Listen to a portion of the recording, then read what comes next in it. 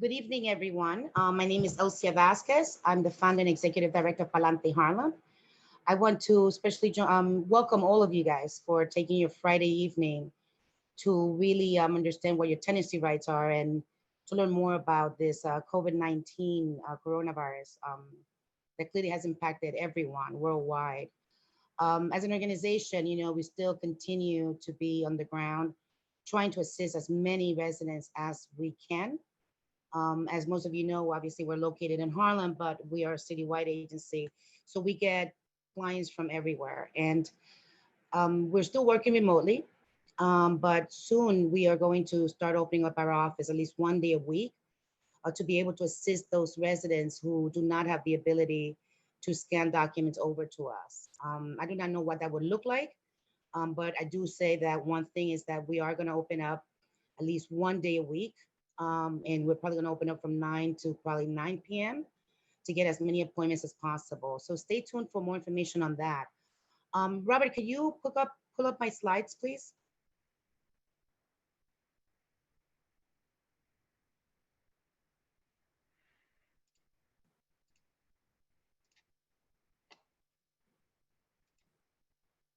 Okay, great. So there's a couple of few updates. As I've always said at every one of our Zoom calls, our key moment here is education. We want to be able to give you guys the tools you need so that you can prepare yourself for what's coming down the pipeline. I mean, some of us are behind on our rent. Some of us have lost a significant other, someone close to our family who so happens to be the leaseholder. So our goal here at Palante is to provide you as much information and as much assistance as possible. That being said, for those of you that have joined us in the past, I always say we should look at this pandemic as an opportunity to get our house in order. We've been doing the several seminars, even to the point where we provided you guys with templates with our proxy statements, living wills, and so forth. But today, I'm going to go back and hammer it out the part where we need to plan. If you know you're going to end up being in court, which is probably why you're on this call, these phone numbers are the key phone numbers that you need. One is the first thing is the Division of Housing and Community Renewal. This number, you're going to get a live person, and that live person can actually mail you a copy of your rent registration history. Second thing is, rent arrears. We know that some offices at HRA are closed. This number that we're providing you here is going to have a live person answer the phone in English and in Spanish. And the website that we're providing you here is how you could actually apply for a one-shot deal online. And as I said on the email invitation, people don't plan to fail, they fail to plan. So if you have yet to apply for one shot deal, we encourage you to do so now before anybody starts taking you to court. And the reason why we're saying that is because when you apply, it's really more like a 30, 60, even 90-day process. So we want to make sure that your names are in, your applications are in well before the fact. And once you apply, and after they interview you, they're going to interview you 2 days after you apply over the phone. Then the next thing you need to do, you need to call our office and give us that confirmation number after you get the interview. And what's going to happen, the reason why we're asking for that confirmation number, case number, is so that we can reach out to HRA on your behalf. We have had great relationships with HRA throughout the years, and now even more. So I think it's important that you tie us into your application. But again, you have to apply. Some good news. Yesterday, the governor announced that out of the $100 million that was allocated for the COVID rent relief, apparently only 40 million of the 100 million was actually used. So they're going to launch the application again. We tried to find out when, and unfortunately, they do not have a date because the governor just announced it. But we assure you that the minute we find out when that date that the application will be available, we will definitely email everyone on this conference call to make sure that you apply. They're going to change the criteria for you to qualify. So that's going to help us out a little bit. And then again, going back to putting your house in order, during COVID-19, you have to understand that just because you owe rent does not mean that you don't have any rights. You're going to hear, just in a few seconds, you're going to hear from one of the best attorneys from the best law firm that we love, which is Himelstein, McConnell, Gribben, Joseph, and Donahue and Joseph, excuse me. And these attorneys are here to help you understand what to do next. But again, this presents an opportunity. If you owe rent or if you're being taken to court by your landlord, the first thing you need to do is, one, get your rent registration history at the phone number, the first phone number on this slide. And second thing is, you need to, if there are conditions in your apartment, you have the right to get a rent reduction. And you could actually, if you go to this website, the link is here, and I want Robert to put this link on the chat. You can actually apply for a rent reduction online. So it is, we really encourage you to do that now. Do not feel that you are on the losing end simply because you can't pay your rent because you lost income. Let's try to see if we can get your rent reduction. And the way these rent reductions work is that if you file tomorrow and the inspector comes to your house in January, they're going to reduce your rent to what you used to pay before you're paying now. So if your lease now, you're paying $1,000. Some of us wish it was $1,000, but let's just say $1,000. And you pay, before you pay $980. Your rent is going to go to $980 until everything in your apartment is fixed. So when you get to court, the court will take notice of that rent reduction. So it's important that you do it. Again, people don't plan to fail, they fail to plan. Can I get the next slide, please? Okay, so we just heard just yesterday, we just heard from Access HRA. For those of you that have already applied and you're still in the process of applying, you need to read this notice because somehow they realize that there's a problem with the system, which we've all been complaining about. I cannot imagine one tenant advocate that is not complaining about this Access HRA website. So they're gonna do some fixing. But if you have documents in there that have not been finalized, you need to do it before midnight tonight, because starting tomorrow, everything that's pending is gonna erase. So it's important that you follow this because it's not gonna be, the site is not gonna be back up until December 6th, which is on a Sunday. Let me get the next slide, please. And then this is a key number. This number here, if you received a court petition, meaning like not just one sheet of paper, because that would be like the demand for you to pay rent. The actual, court documents that has an index number, a number on the right-hand side, you're gonna see this number on the first page of that document. If you're served with any papers, the first thing you need to do is call that number. And the number is, that phone line is getting overwhelmed right now. We know that. We've heard complaints that the lines are busy. Trust me, trust the system, leave a message, call again until you get a live warm body. These guys are terrific. And they're here to help you. With us today are two great people, which are very practical partners.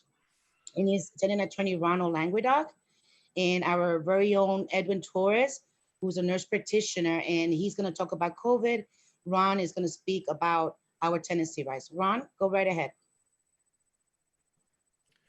Okay, good evening. This is my first appearance with you, and I'm very delighted to be here. I'm just gonna speak generally for a few minutes about some issues and concerns that some of you may have, and then I guess there might be some Q&A after that. So, I mean, first of all, as a general matter, under New York City and New York State law, if you have been residing in a place, whether you're renting a room within a home or an apartment, or renting an apartment, if you're a guest of someone in an apartment or family member, or whatever the case may be, if you're in a house, a room within a house, whatever the case may be, if you have been there for more than 30 days, you cannot be removed forcibly. It must go through court. So the party that wants you to leave has to start a court proceeding. You must have an opportunity to be heard before a judge, an opportunity to retain an attorney to represent you, an opportunity to raise any defenses, what we might call technical defenses, which are technical defects in the papers, or improper service of process, for example, or substantive defects, such that, reasons why you don't owe the money or reasons why you can't be forced out. And only after all of that has taken place would the court enter something called a judgment, and then generally speaking, you would be given an opportunity to either leave or pay, whatever the case may be. And then only then could you be evicted. And eviction can only be done by a New York City marshal or sheriff, not by the landlord. So, you know, that's one thing that everyone should be very sure about. A lot of people ask me that question every day. Just being served with a paper does not mean an automatic eviction.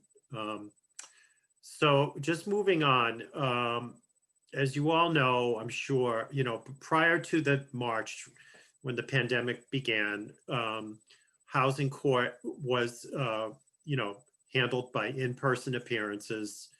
The tenants would physically come to the courthouse, whether it be in the Manhattan court down at 111 Center Street, or the Harlem court, or the Bronx or Queens, Staten Island or Brooklyn. And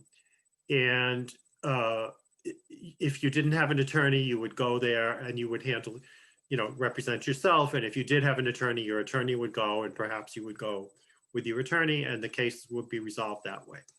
When in March 17th or 18th, the housing courts were closed to in-person appearances.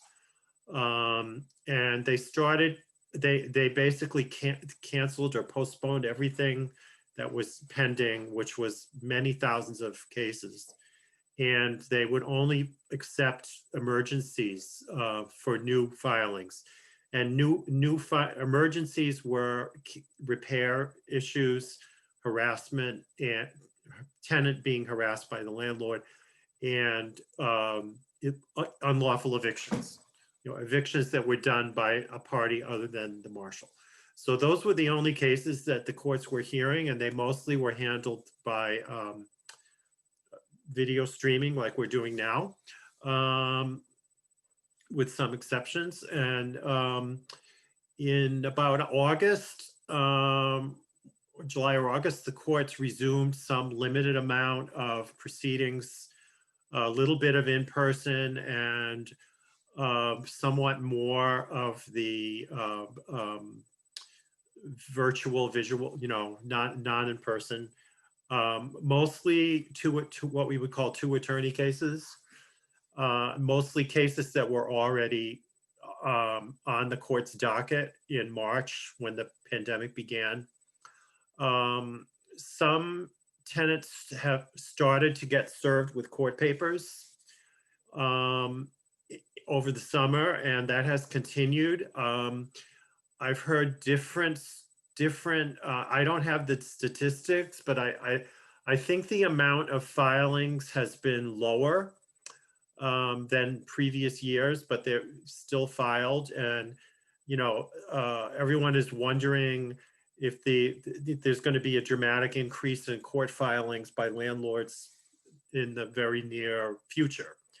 So at the present time, the court papers that you receive would be open-ended in terms of the date that you would have. You know, your first task would be to try to find an attorney to handle the case. If you're unable to, unsuccessful, if you don't qualify for a free attorney, you can avail yourself of there's a number of services to give advice as to how to handle the case yourself. Once you have put in what we call an answer, in the past, the case would be automatically calendared in the court for an in-person appearance. Now it's just essentially placed on hold for an indefinite period of time. And we don't know when those cases will eventually be heard. And you know that it's important to know that, because a lot of people ask this question, you know, they say, well, what happens when I go to court? What's going to happen? And, you know, court cases are often not resolved in one court appearance. It would be very common for there to be multiple court appearances over a drawn out period of time. And certainly if you have an attorney and your attorney is advising you of what, defenses you have to an eviction proceeding, and your attorney is diligent about, raising those defenses, then that is a means by which you can stall for time, if that is your desire and objective. And that is typically what attorneys would do if the goal is to give the tenant time to either get the money together, be it from HRA or some other source, or to gather information. If you have a rent overcharge defense, or you have a defense of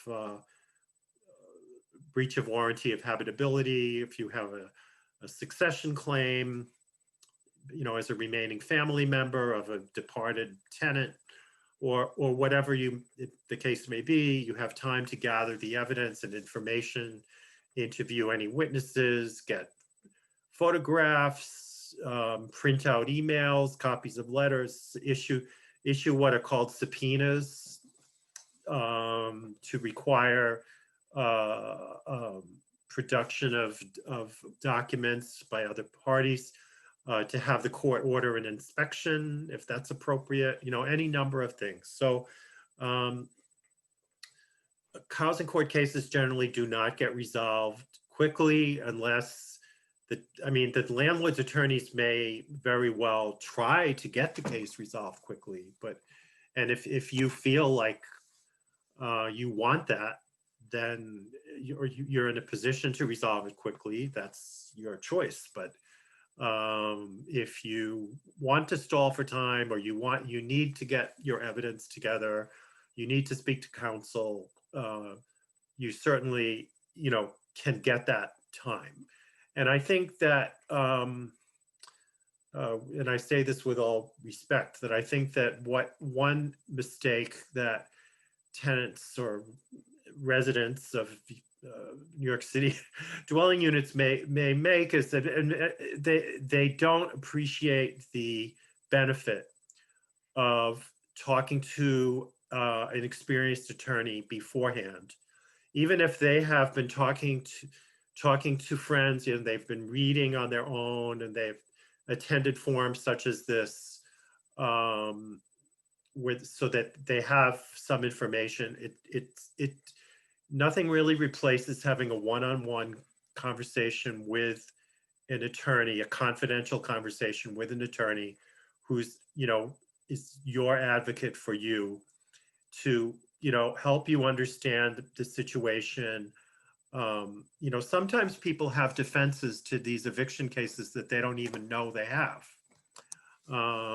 Sometimes people may feel they have no choice but to, or they feel it's the best choice there is to enter into an agreement, to pay the arrears within 30 days, for example, when, really it turns out they've been overcharged or whatever the case may be, and they don't really even owe the money. I mean, I've even had many cases where people come in because of not a claim of non-payment of rent. And after looking at the DHCR rental history, you determine that not only do they not owe anything, but the landlord owes them money, and they're being overcharged. And they had no idea because they never looked into it. And, that happens. I'm not saying that that's, happens the majority of the time, but it happens often enough that it's something to be, worth considering. So what does the future hold? The courts are not specifically telling us when they are going to calendar the cases of, like, let's say you're in an apartment now, you're behind in your rent, you haven't received court papers yet. What can you expect? So at some point in time, you'll probably, if you don't get the rent problem cleared up, eventually you'll probably be served with some kind of court papers. And whether or not, how the court's going to handle it is going to depend on, what the situation is with the pandemic, what the situation with the vaccine, what the situation is with staying at home orders and sickness and ability to travel, and is the court going to resume something close to what it was before the pandemic, and if so, when? At this point, we don't know any of that. I can only tell you what I have been told by attorneys at Legal Aid is that they are trying to convince the housing court, to have a procedure that no one would be evicted just purely on default. That there would be, every case would be scheduled for at least one court appearance, even if the tenant has not responded to court papers, not received them, not understood what to do, or what. I think that every case would be scheduled for at least one court appearance, and that at that point in time, if the tenant does not have an attorney, the court would have personnel there to try to find an attorney to represent that tenant before any further action is taken. So that is what is being discussed between the Housing Court and the Legal Aid Society. We'll probably know more about that very soon. Should I stop now? What do you think? I have a couple of questions just from, can you define what default means? Sure. In the context of what we're talking about, it means failing to respond to court papers within the time required by law. Or it means that if you've been directed to appear in court on a date certain, at a time certain, and you fail to appear, then you are in default. Thank you. Now, Ron, quick question. I've seen it as we've helping these residents get the COVID rent relief grant that we were doing. What we've seen in a lot of these statements is late fees. Pardon me? We've seen on the bills that the tenants are receiving, where the landlords are charging late fees for the people that are behind on their rent, and as well as air conditioner charges, although there are no air conditioners in the window, and legal fees, although the tenant had just received, let's say, the rent demand. Are tenants required to pay that now? I mean, should they be saying, okay, I need this money too to pay the legal fees, air conditioner charges during the COVID-19 pandemic as well?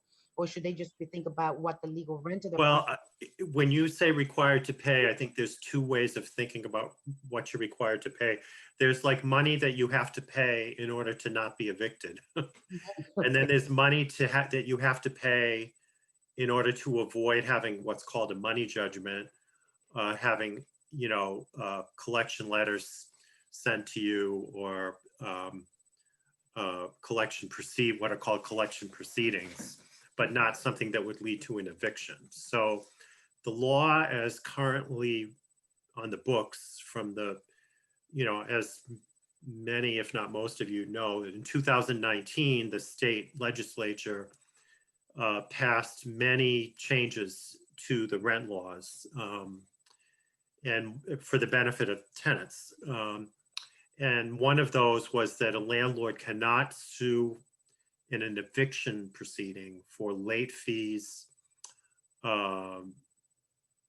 legal fees, attorney's fees, or other charges that are not considered rent, such as air conditioner charges or the like. So that sounds like it's something that once we get to court, we can hammer those fees out of the actual bill. And what you're from what you're saying is that first and foremost, everyone is going to have an opportunity to go to court first. You have to see a judge, and tenants should not expect, unless they hit the lotto at that moment, they should not expect to have to pay the whole amount right then and there. When you go to court, you can actually get another date to come back to court. You could also get You can also ask the courts for to send an inspector to the house Right, to look at the conditions in your apartment. So this is not, this gives us time to either A, get a one-shot deal, right. B, um, maybe some of us have gotten a job and we're trying to catch up.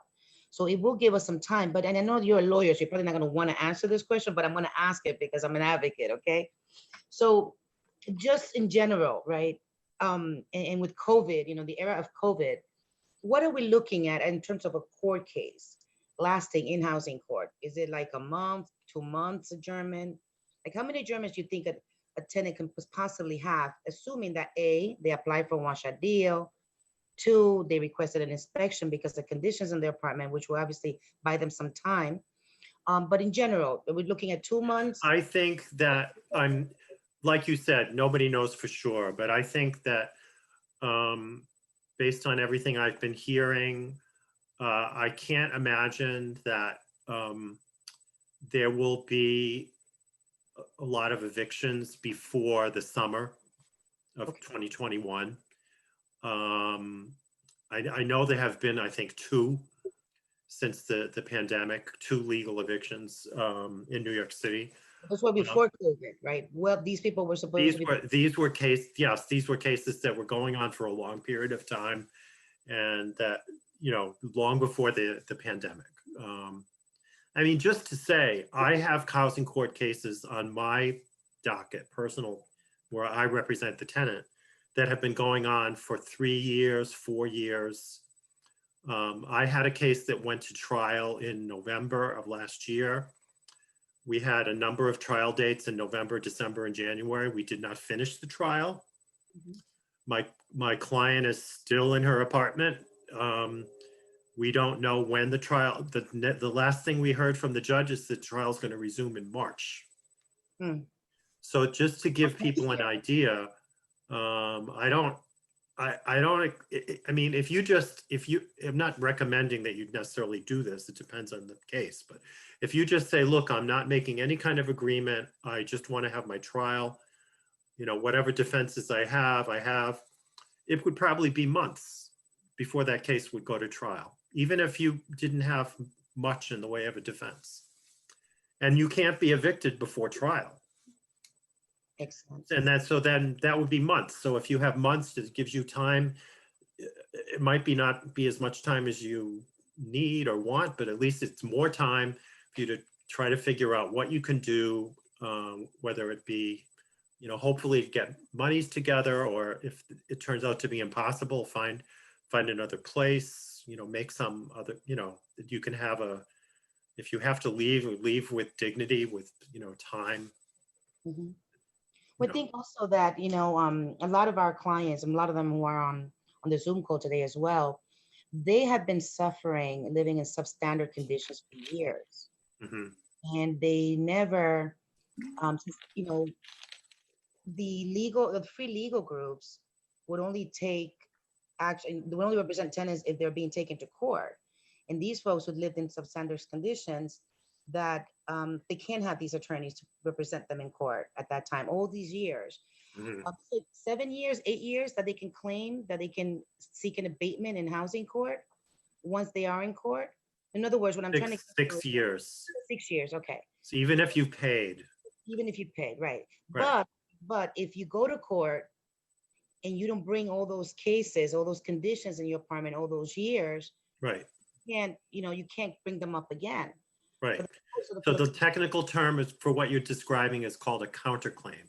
Counterclaim, which yes. you have the right, every tenant in housing court, they have the right not only to have raise defenses, but they can also raise counterclaims. Right. And so if you've experienced conditions for 6 years, and even though you were paying the rent for a lot of that time, but you still could counterclaim for a rent abatement.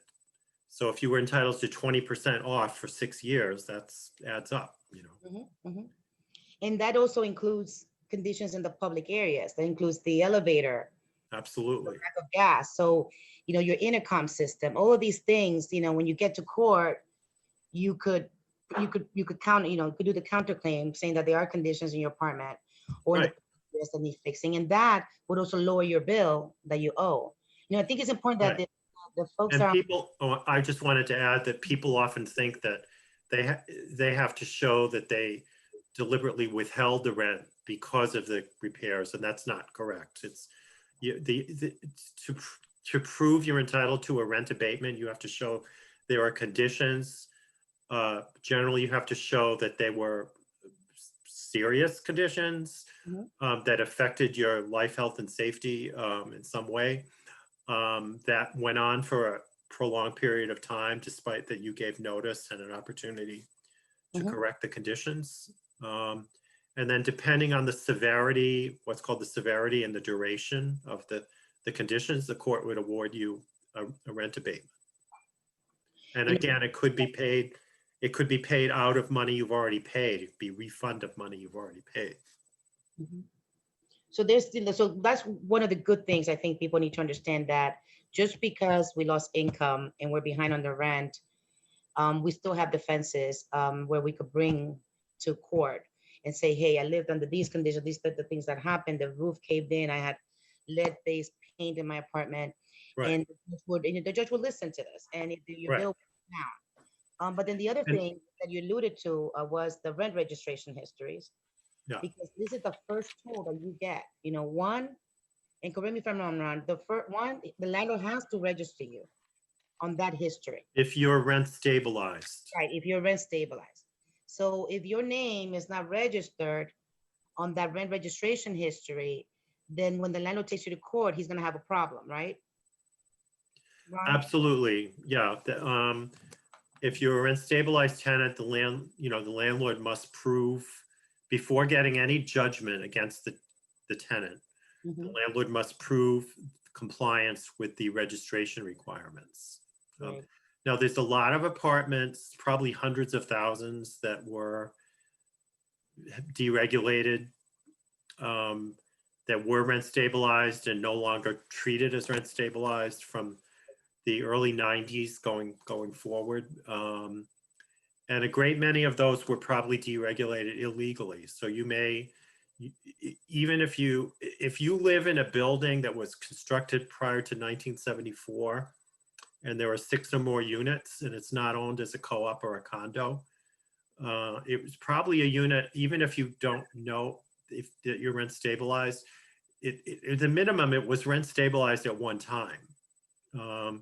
And you can get the registration history showing prior registrations and see if talk to a lawyer about whether or not it was deregulated unlawfully, Yeah, they could which also there was a request lot of that. on that as well. I Pardon mean, me? anybody here that gets a rent registration history would like for us to take a look at it before we get a lawyer involved, feel free to share with us. And we're actually kind of, a lot of you probably don't know, but we're kind of famous on rent overcharges. In fact, we had a client, Mr. Ramon Hernandez, that the landlord took him to court because he fell behind on his rent. And when he came to our office, he did exactly what we're telling everyone here on this call. Go get your rent registration history.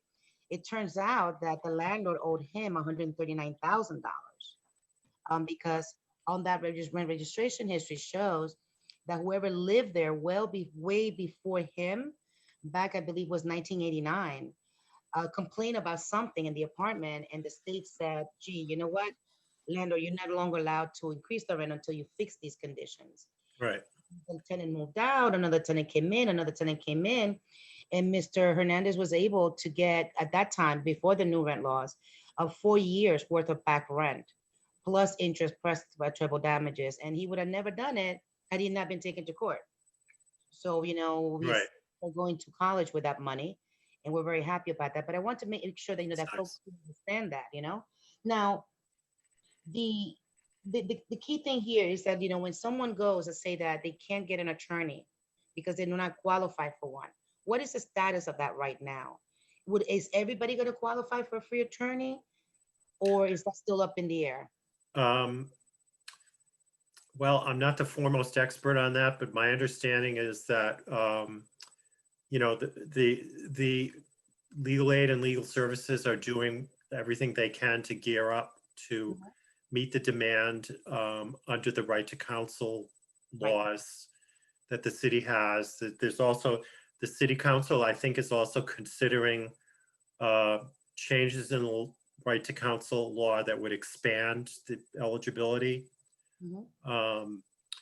So I know that in addition to the numbers you put on the screen, that people could also call 311 Yes, yes. to be uh, screened, and also even to get advice, even if you don't qualify to have a lawyer represent you for free, at least you can get advice Okay. for free over the phone by calling 311. So I would say it's something that's in flux. I don't know what the city council is going to do. I know there were hearings recently, like within the last few weeks Mhm. on the issue. I also know that we've been working with Councilmember Mark Levine, and he's co-sponsoring a bill with another council member to change the policy when it comes to HRA, so people can, so everyone can get a one-shot deal, because it's a touch and go, where some cases have been denied to people that have applied for one-shot deals simply because they cannot show the future ability to pay the rent. So there is a bill now that's being drafted. It's almost done, and there's gonna be a hearing on that. But I know that, legal aid, as well as Palanta, a lot of groups, we're very active. You might guys might not hear us, making noise, but we're trying to change as much law as we can before January 1st. Let me ask you a question, and then from there we're gonna move on to Edwin, and then we're gonna say Q&A. I changed it up a little bit, guys. I'm sorry. But quick question for you, Ron. If the landlord does not give a lease to a tenant right now, and the tenant like asks for the lease, the landlord doesn't want to give him, he or she, a lease simply because they have not paid the rent, they're behind. Can landlords do that? Under rent stabilization, no. Mhm. If it's not rent stabilized, then you're what's called an unregulated tenant or a free market tenant. A landlord under the new law, a landlord can refuse to renew the lease, but the landlord must give, substantial notice, written notice, before they could, start any kind of eviction proceeding to remove the tenant. I mean, the other thing to keep in mind is if you are a rent stabilized tenant, even if the landlord has not renewed your lease and you're there without a lease currently in effect, that has no effect on your rights. That you, under the law, a rent stabilized tenant will always have the same rights, whether they whether the landlord has refused to renew the lease or not. And it really only hurts the landlord because it just delays the time period when a landlord could increase the rent, because a landlord can only increase the rent of a rent stabilized tenant by issuing a new lease, renewal lease. And for tenants that have Section 8, and we've had some of these cases that a lot of these apartments did not pass inspection during the pandemic.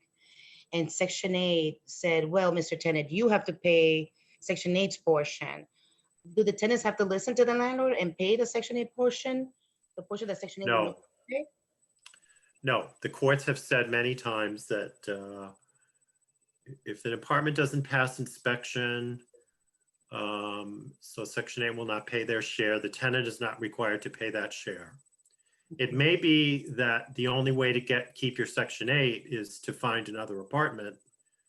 But what defenses do the tenant? We, in our community, a lot of our tenants cannot afford to go get another apartment, right? Right, right. So what can they do proactively to show Section 8 that they are just as upset as Section 8 is that their apartments are not repaired? Do they do an HP action? Like, what do they do? What defenses does the tenant have before Section 8 says, well, you're going to lose your subsidy if you don't move out? Because the reality is that the more and more this happens, that tenants, Right. in order to keep their subsidy, they go find another apartment, but they're getting priced out. I would definitely, if I were in that situation as a tenant, I would definitely try to get an attorney to advocate for me. I do think that tenants will bring HP actions in those situations. And then, try to get the repairs as quickly as possible and try to get Section 8 inspection, new Section 8 inspection to see if it will pass inspection. Other than that, unfortunately, I was a legal aid lawyer for 23 years, but I'm not anymore. And this is an area of the law that has changed over the years, and I'm not exactly up to speed totally on Perfectly that. fine. Sorry. And if there's anyone that has, questions, give us a call and we'll connect you to the right resources. But definitely you got to do your homework. As we tell everyone, if you want help, you got to ask for the help and you have to do the homework. So I know there's some questions, but I wanted to take it on to Edwin because I think that's really important what Edwin needs to talk about. And it's so timely. Edwin, thank you so much for joining us. And, you're a certified nurse practitioner, you're a community leader, you're a member of Community Board 9, and you're a member of Palante. So, we're very grateful for you to be on this call because I know that things are very tough for you in terms of your time. So thank you for allocating your time to us. Thank you, Elsia, and thank you, Rano. I learned a lot from you. And thank you for all the panel participants who are here. When it comes to COVID, we have a lot to talk about. Since COVID started, I think Palante was one of the first organizations who had a presentation on COVID back in March when everything started. And I think at some point we can go back to that and reminisce of what it was back then and what it is now. But tonight we're going to speak on the vaccine. There's a lot that we can cover just on the COVID topic, but we have a vaccine that is coming out, and we want to help our community understand what this means, because there's a lot of misconception that has taken place when it comes to speaking of this vaccine. And our community has been one of the hardest hit when it comes to this pandemic. And that's what we're going to try to do tonight, to just help people understand what takes place when this vaccine was developed by different manufacturers throughout the world. Let me share my screen now. And I will remind folks that if you have any question, you can type in. We're going to address some of them later. Okay, let's see.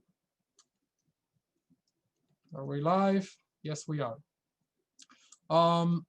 So as of right now, close to 280,000 Americans have died due to COVID. I think it's 283,000 Americans. So we're approaching the 300,000 Americans who have died from COVID. In this, thankfully, science have moved at a speed that we have never seen in the past in helping us get a vaccine so it can be another armor that we can use to help us stop and detain what this virus has been doing to us globally. Nationally, we see what it has done, and locally, a lot of us have been directly affected or know someone that is close to us who has had somebody affected by COVID. When we look at this, I just put a couple of headlines here from the Washington Post, the New York Times. And if you do a simple Google search and you put COVID vaccine, the first thing that comes up is side effect. So people are interested in knowing what is going on with the vaccine. In Apalante, Elsie and I, we had the conversation and we felt that we want to allow our community a space where they can learn more about this vaccine, so we can try to help and do our part in educating our community.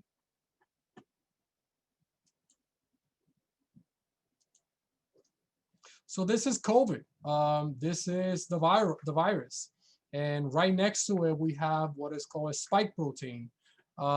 This is, I don't want to get too technical, but basically, this is one of the tools that has been used to try to create a vaccine that can help us fight this virus. So let's jump into what it looks like when you are developing a vaccine. Previously, the fastest that we have gotten to developing a vaccine was 4 years. Now 327 days since we decoded the genetic of COVID, we have a couple of vaccines that are in the process of being approved here in the US. In the UK, they have already approved the Pfizer vaccine. But what we wanted to show here is that there are different steps when it comes to developing a vaccine. And you have when you target a pathogen and you want to understand, here's the preclinical trial phase. Then you have phase 1, 2, 3, and then the approval. And at the top you have the small-scale clinical trial all the way to the large manufacturing. So what is this? Why do we want to show you guys this? Because in each one of these manufacturing processes, there's money that takes place in order to develop a vaccine, develop a drug. It costs about 10 to 15 billion dollars to develop a new drug, to develop a vaccine. And companies typically they look at a vaccine development or medication development, and they try to make sure that they mitigate the losses if they were to fail at any point. During COVID, a lot of that fear from companies was ameliorated, was taken care of by governments throughout the world, by countries, and they said we're going to help during this process. So money it was not as an issue as it was in the past for a lot of the companies that decided to develop this drug.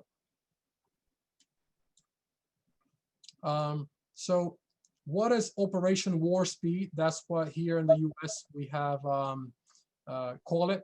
It's an NIH effort in which our pharmaceutical companies, we try to help them in developing this vaccine.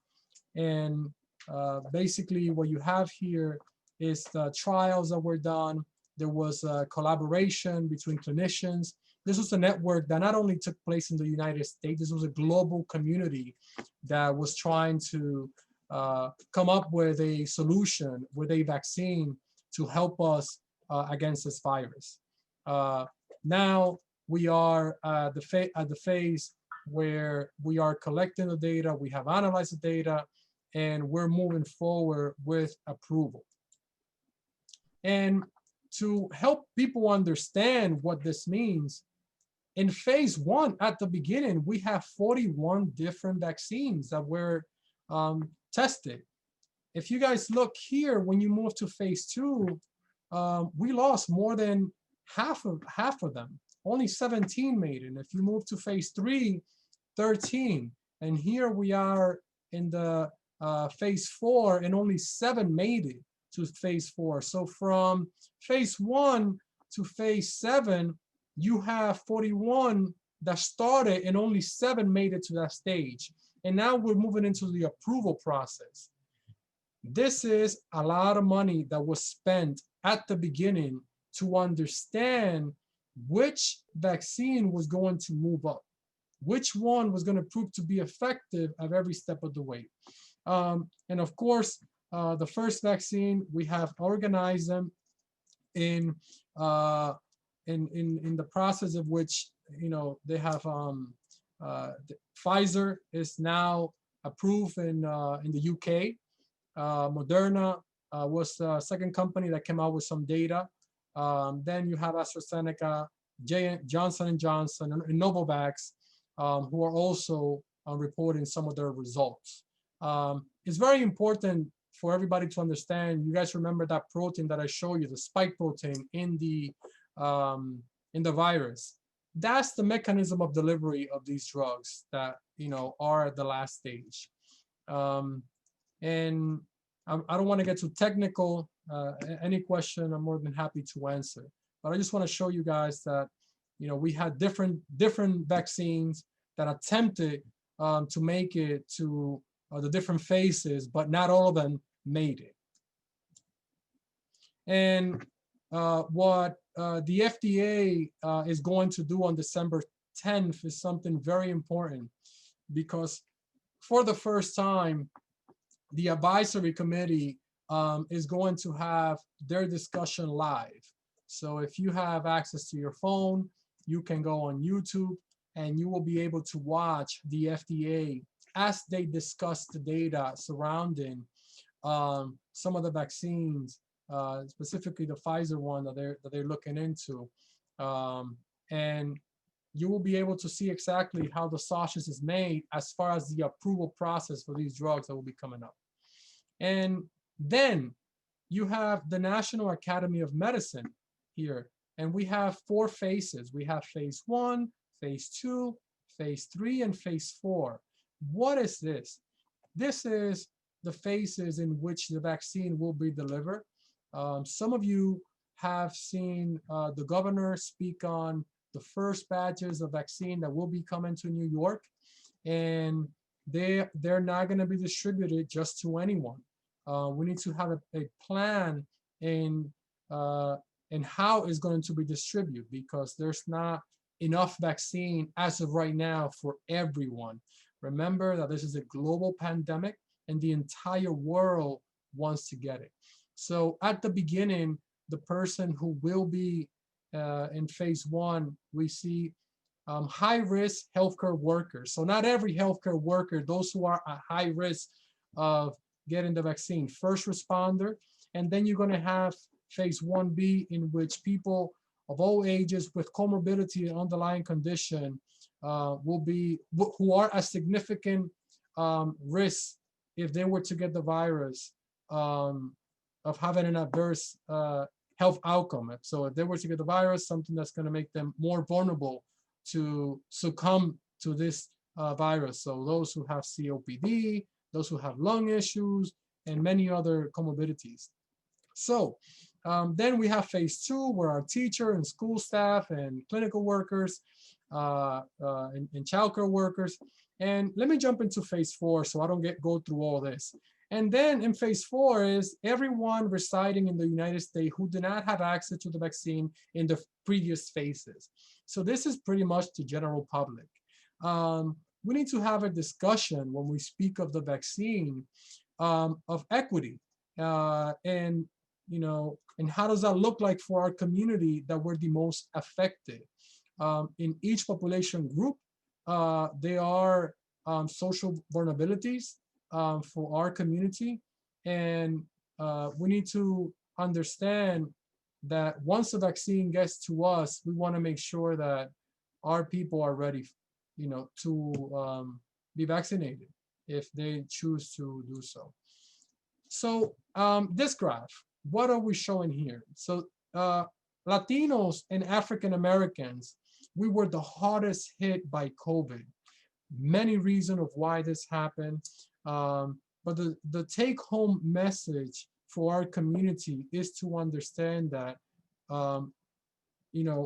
we were the hardest hit compared to other ethnic groups. And if we go to the next slide and we see our communities, we have the Bronx, we have Brooklyn, but these are the darker areas is where most of our community reside. If you look at Manhattan, for example, and you look north of 96, that's our community. That's where we live. Harlem, West Harlem. We are the darkest area when it comes to Manhattan. So we need to make sure that our community, when they have a chance to get the vaccine, they understand exactly what's taking place. And this is interesting. The Pew Research Center, they did a survey, and they found that Black Americans are more skeptical of experimental treatment and potential COVID vaccine than Hispanic and whites. However, the people that distrusted the most were the African Americans, and we do understand the historical mistrust that takes place when it comes to the government. We have had experiments such as the Tuskegee. That was a very unethical study in which we have young men that were infected with syphilis, and when we found the treatment for it, which was penicillin at that time, they were not provided the medication. And so you have the historical memory in the community in which they do not trust what's coming from the government. And then Latinos, we follow, and then there's also a population of the whites who do not trust the process. I'm gonna stop sharing because when I share the first time, I needed to select audio. So I would stop and go back again, okay? Give me 1 second, everybody. Let me share it. Share. Okay. Here we are. Oh, here we are. And audio, okay. All right, so here I'm gonna play a quick video that came up last night on MSN, on NBC, on Nightly News with Lester Holt.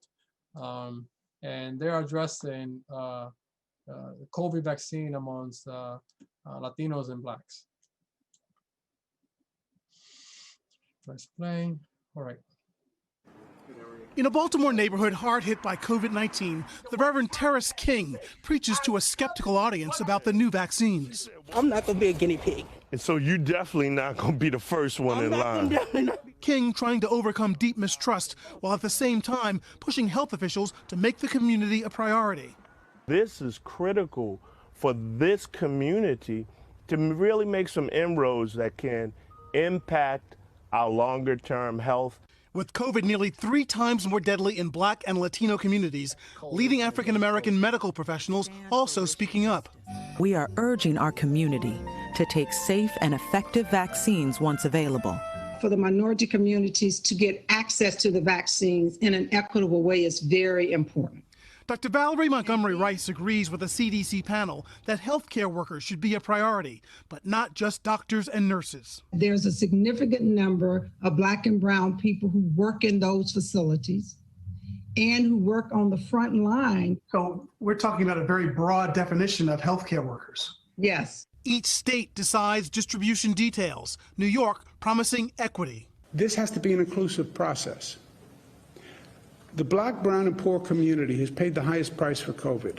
And to help show the vaccines can be trusted, Dr. Victoria Smith at a hospital near New Orleans volunteered for a clinical trial. I wanted to be a model of for my patients. She's not alone. Some 30% or more of the participants in 2 clinical trials are from minority groups after stepped up outreach. Do you think there's going to be acceptance? Many of my patients who have had been affected by COVID, losing family members, I think are a little bit more likely to accept it. The CDC will release guidance once a vaccine is authorized. Ron Allen, NBC News, New York. Hey, NBC News. Okay, so let me press next. And the disparities are not only seen as far as the vaccine distribution. We don't have what's going to look like with our community yet. But when you look at countries, the countries that have bought the most dosage per capita is the countries Canada, Australia, Britain, the United States, and the European Union. So we can see that also this disparities will be seen in countries who are the least affluent in the global stage. And I'll stop here and we can have a conversation about it. Again, this is terrific. I have to thank you for all this research that you've done and that you're bringing us this right on our screens. Clearly, there's always been this misconception about, do we really want to take this, and it's nice to see that we are not the first ones. I'm talking about me personally, and it's important to see that there's a line, the hierarchy So when are we looking at it? Like you just, I know that it's probably not going to want to answer the question here, but because of your profession, but I mean, are we looking at December? We're looking at January. We're looking at March. That it will make it to us, folks, to our just us, like our community. So this is awesome. Let me share the screen real quick. Let's just do a hypothetical patient.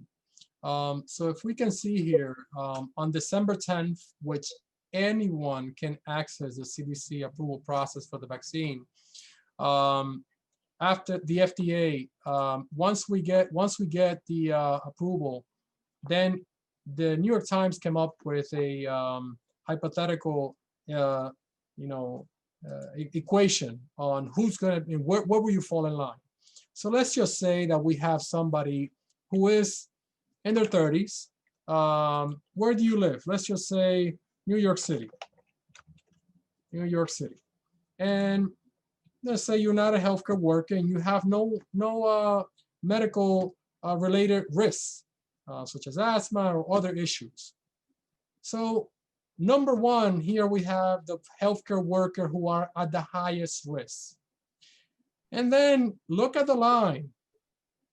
Wait, you're saying 1.4 million healthcare workers. That's correct. 1.4 million healthcare workers will get it first. Then 273,000 people who are in nursing homes. Then you have 139,000 health first responders, 5.3 million with health risks. So this person who we just put hypothetically will have millions of people ahead of him or her, you will be not the first one. So in the meantime, we mask up. Absolutely, we have to max up because getting the vaccine doesn't mean that the virus is done. It means that we started the effort to help get us out of this hole. If we look back in history, in 1916, during the Spanish flu, it took us 3 years to come out of that. Here we are moving much faster, but we're still not out of the woods yet. And those recommendations to please make sure you wear your mask, try the social distancing. It's hard during the holidays, but today I received a call from a friend who said, Edwin, we got together with my mom and a couple of friends of ours, and now we're getting tested for COVID because one of the person who was there tested positive. To say the least, one of the person in his household is a high risk if they were to get COVID. Mm-hmm. Well, thank you so much, Edwin, for all this. I think I'm gonna push back the Zoom call to Robert so we can take our questions. Robert, are you on the line with us? Sure, absolutely. We have several questions for Ronald, and we have some questions as well that came up regarding the vaccine. I think we'll just read out this one, which came up shortly after Edwin began to present. Who should trust a vaccine that was done under a year without having any testing for side effects or for long term? And so with cancer and HIV, how many more have taken years to get to a point, and why should I trust this one? So what I would say, if you have any of these illnesses, speak to your provider. They know your situation best. Let's remember that this was not a typical disease that certain groups got behind it. If we look at development of certain vaccine, let's just look at ALS, for example. You have a group of folks who are very passionate, but you don't have the entire global community trying to break the code for this. This is why we decided to show the phases of which it takes to develop a drug. It's very expensive to develop where there is a drug, where there is a vaccine.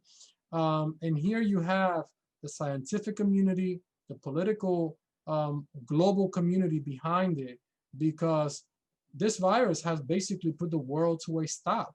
And the economic ramification from COVID has been disastrous to many of us. And the process of developing this vaccine, nothing was, cut. They didn't take no, they didn't cut any corners. What happened was that folks stopped doing everything else they were doing, and we were 100% in COVID mode. And as far as the side effect, I didn't show the slide with the side effects because we didn't want to get too technical with it. But the vaccine, the Moderna vaccine, the Pfizer vaccine, the side effects, the most common is exactly what you would experience with a typical cold. Fever, a little bit of body aches, but this all subsided within a day or two. So if you have gotten the flu vaccine in the past, you know exactly what that feels like. At the beginning, you might feel a little bit warm. It's not really a fever. It's just your body giving you that response and telling you, hey, I'm ready for whatever comes next. So switching over to a question for Ronald and tenancy issues, we have one about the one-shot deal. Do you have to pay it back? Well, I think I can answer that. The answer is yes. You do have to pay it back, but it's a very low interest loan. And unless you hit the lottery right then and there, they're going to ask obviously for the full payment. We have seen this happen, and it's very low. It's not, lump sum payments. It's not like if you were to go to a bank and get a loan.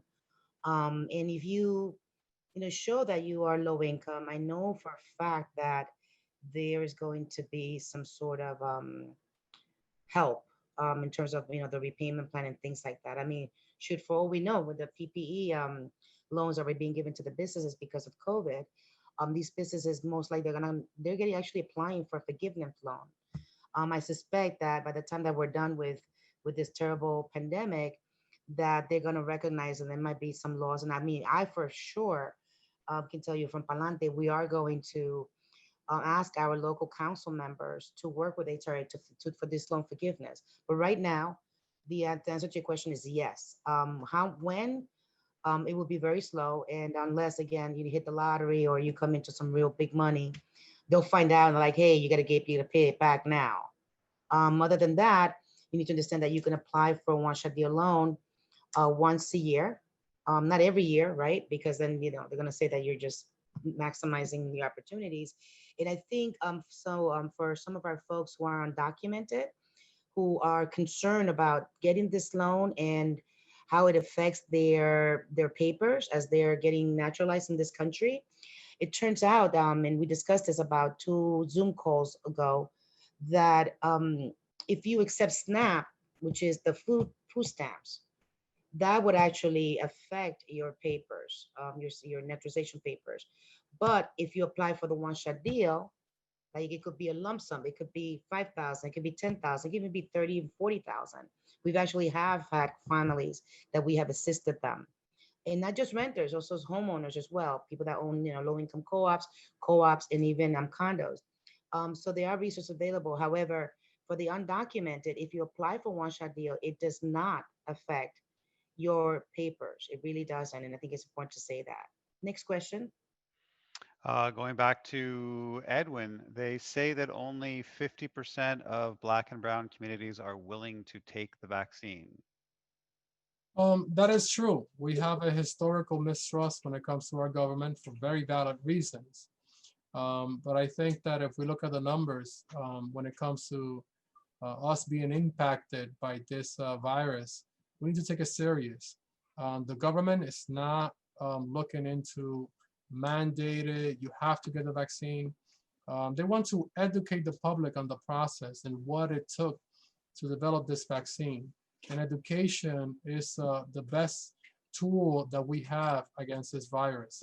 There's a lot of misinformation being spread that you're gonna put a chip, that you're gonna do all these sorts of things. Seriously, how can you put a chip in a vaccine and put it through a needle? That just doesn't work, But this, theories, they're sexy for some folks who are looking for the likes, who are looking for the views, and they're nothing related to science.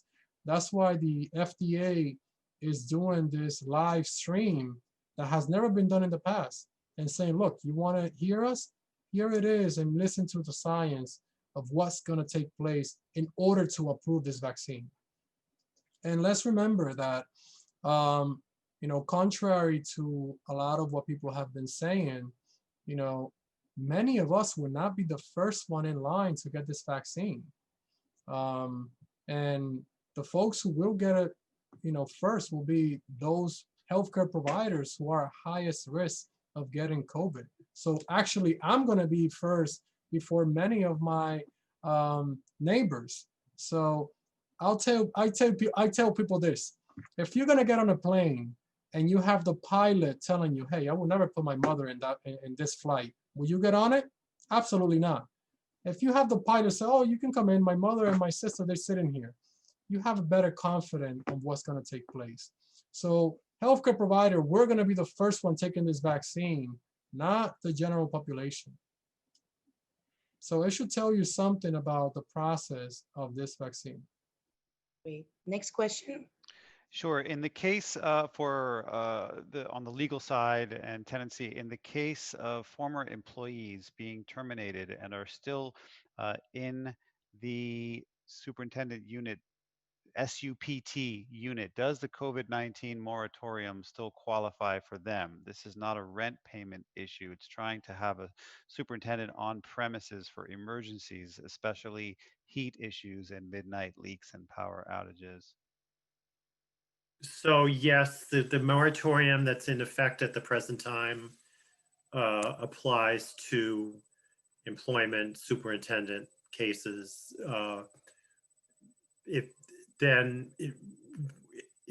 Whenever the moratorium expires, whether it be January or I mean, of course, there's not a blanket moratorium in effect now. Let me just say that. I should have said that at the beginning. It's just that the court system is much slower than it was. So if you were a super and you have been terminated and you received the apartment as a condition of your employment, solely as a condition of your employment, you could be served with court papers, and you would go through the same process that any other person in an eviction proceeding is going to be going through at the present time, which is that you'll answer the petition, and eventually your case will be scheduled in the court, but it's going to be much slower than it has been, and you should definitely speak to an attorney, particularly if you're a member of a union, to determine what your rights are. But even if not, you know, you still might have defenses. For example, if you had paid rent for the unit before you were hired, you might have the right to continue on as a tenant. Or if you were fired based on some discriminatory basis, you might have, you know, be able to make a complaint with the Human Rights Commission and get a stay of the eviction proceeding while that complaint is pending. So we have a question in Spanish here. ¿Es obligatorio ponerse esa vacuna aunque yo no quiera?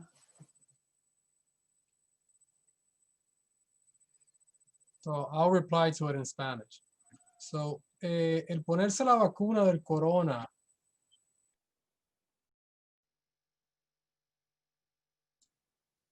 So should I do it in English or in Spanish, the response?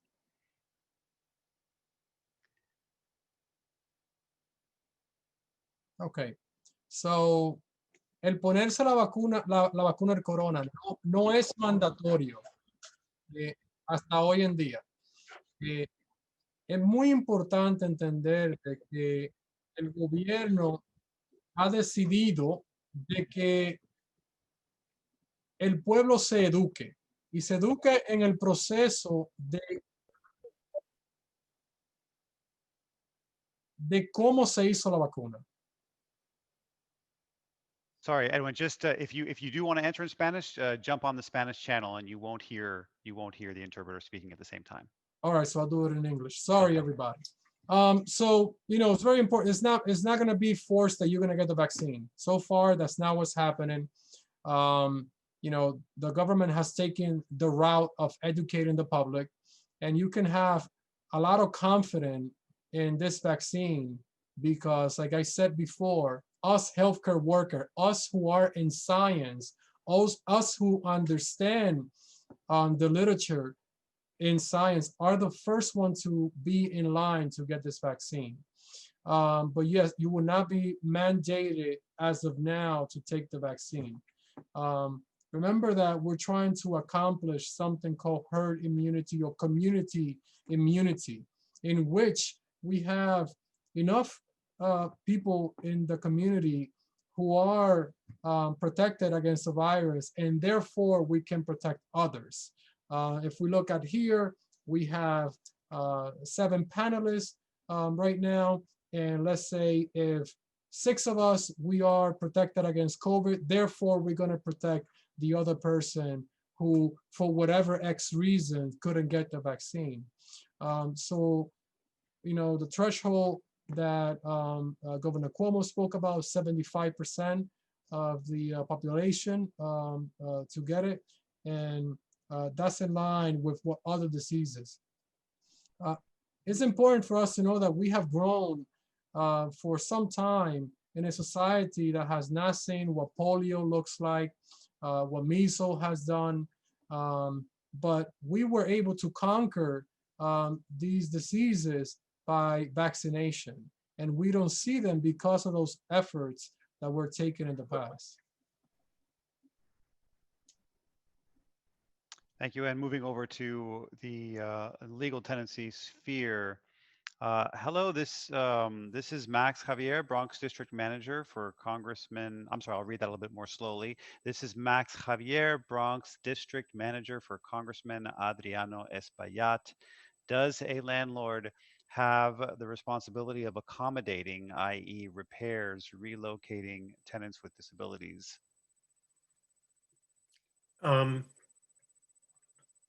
Well,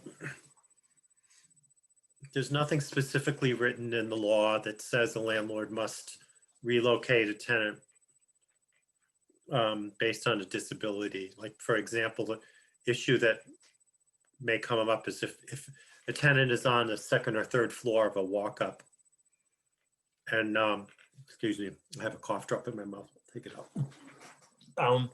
The tenant is on the 2nd or 3rd floor of a walk-up and has, experienced a mobility impairment and wants to relocate to a 1st floor apartment. Courts have sometimes required landlords to do this, especially if the tenant is in publicly funded housing, such as Housing Authority, Section 8, or some other government involvement. Another thing would be to file a complaint with the Human Rights Commission, because I think they would often try to mediate and see what could be done. So I would counsel a tenant who was in that situation, who was seeking an accommodation of that type, that would involve relocation, to, seek legal assistance and, advocacy, even though the law in the area maybe is not as good as we would like it to be, and pursue whatever avenues you can. I would just add, if you're seeking an accommodation in a unit that you're already in, that's a different story. So, landlords are required to make those accommodations for the most part. Over to the vaccine topic. I am 63 years old, type 1 diabetic, for over 50 years, Hispanic, and I don't want to take it to next year. I would say speak to your provider about your particular situation. But given that description, you will fall in a high category for the vaccine. I would say, we should not delay of getting it when you can, because you might, if you were to be exposed, it's a pretty serious virus. We're getting to 300,000 Americans who have passed away because of COVID, and it's very serious.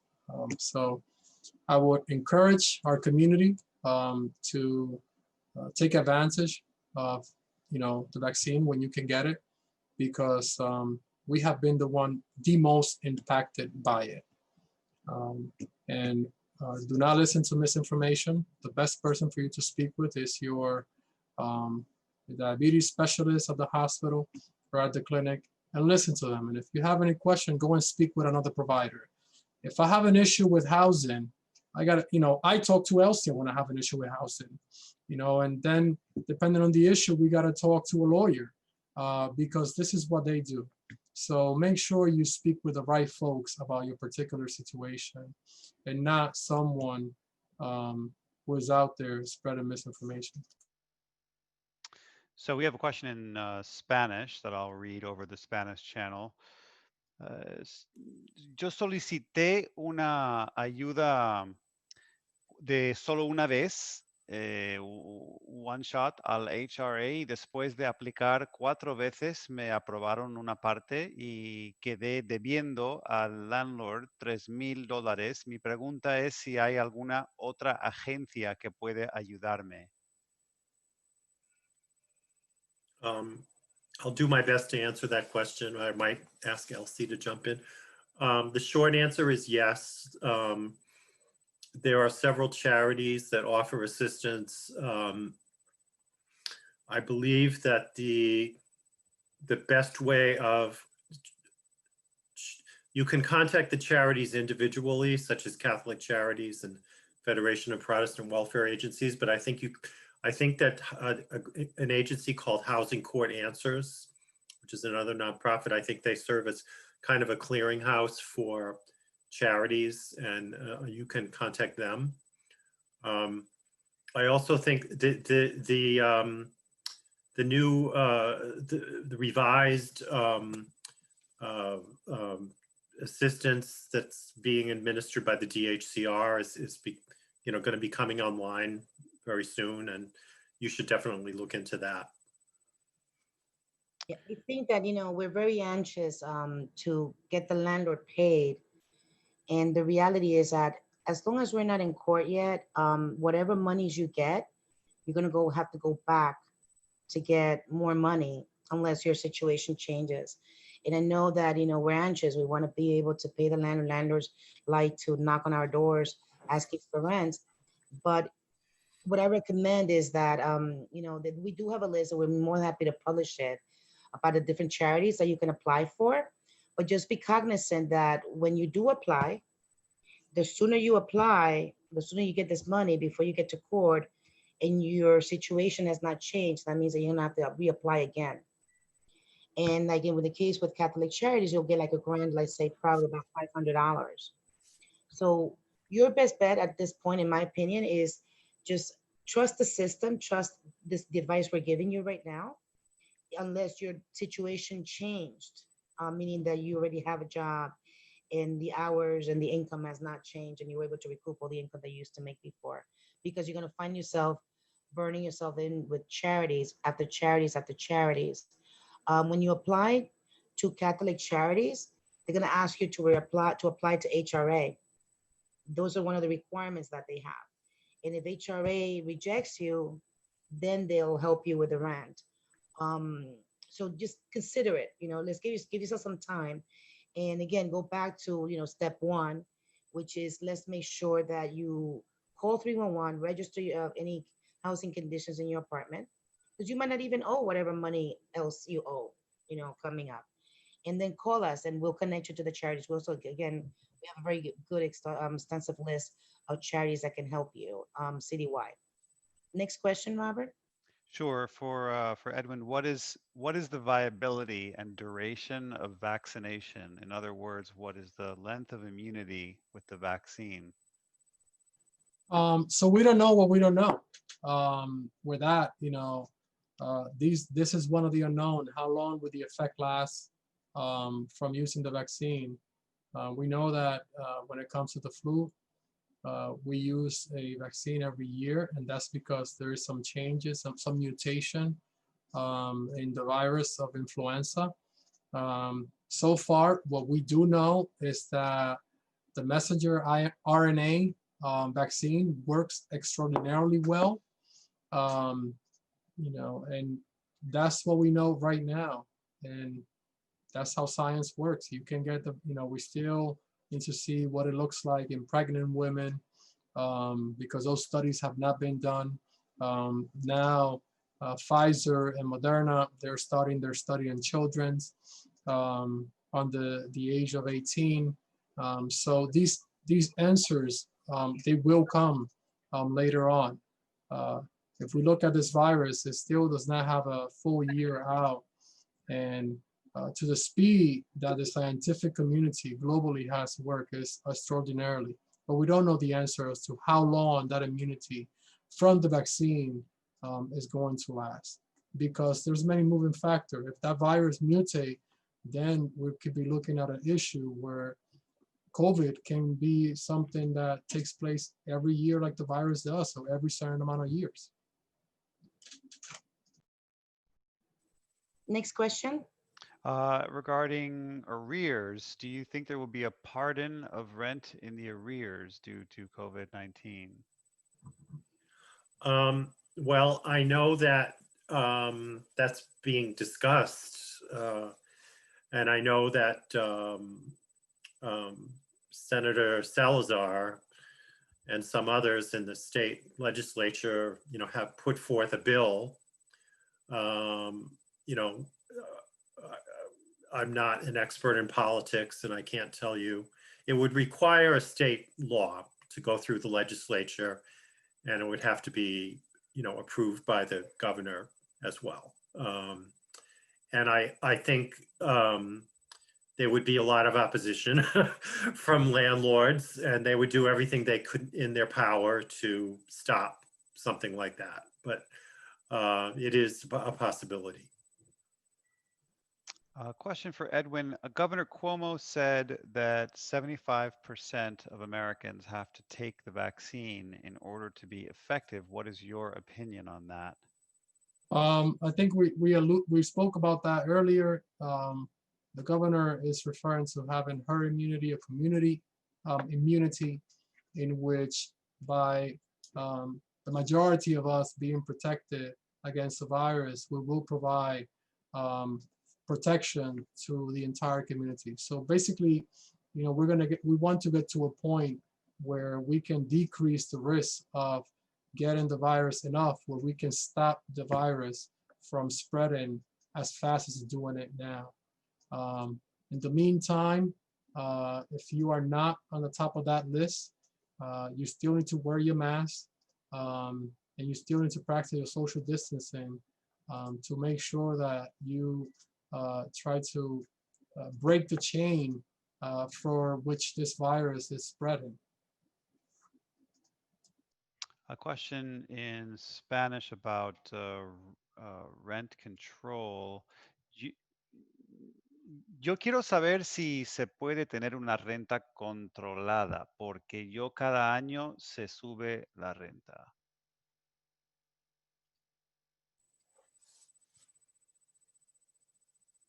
Okay.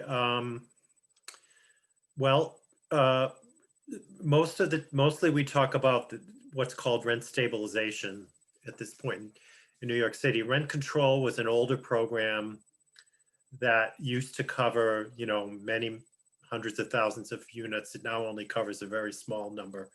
But under rent stabilization, there are something like 1 million apartments out of 2 million in the city that are rent stabilized. And whether you're covered or not, it depends on a variety of factors. It depends on when the building was built. It has to have been built, usually has to have been built before 1974. It has to, it also depends on the number of units in the building. Usually there have to be at least 6. And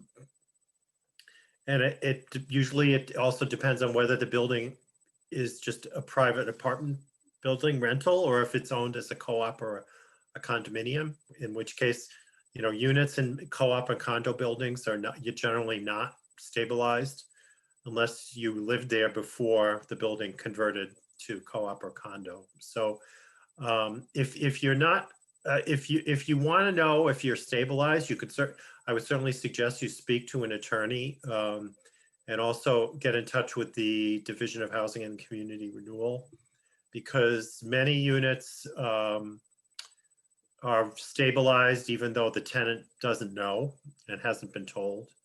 One other point would be that under the new law that was passed last year, a landlord who wants to raise the rent by more than 5% must give, you know, written notice, substantial amount of written notice before the lease expires of that. So that's something to keep in mind.